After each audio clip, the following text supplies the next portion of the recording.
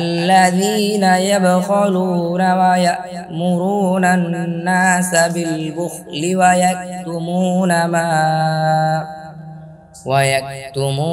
ما آتاهم الله من فضله وأعتدنا للكافرين عذابا مهينا।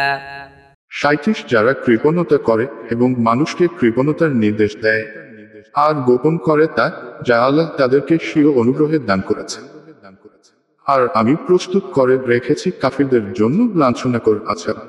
والذين ينفقون أموالهم رئاء الناس ولا يؤمنون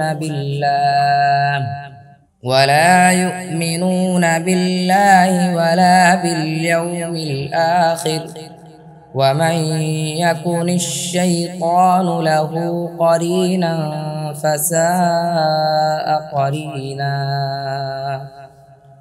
38 যারা নিজ ধন সম্পদ লোক দেখানোর উদ্দেশ্যে ব্যয় করে এবং ঈমান আনেন না আল্লাহর প্রতি এবং না শেষ দিনের প্রতি, আর শয়তান যার সঙ্গী হয়, সঙ্গী হিসেবে কতই না নিকৃষ্ট সে।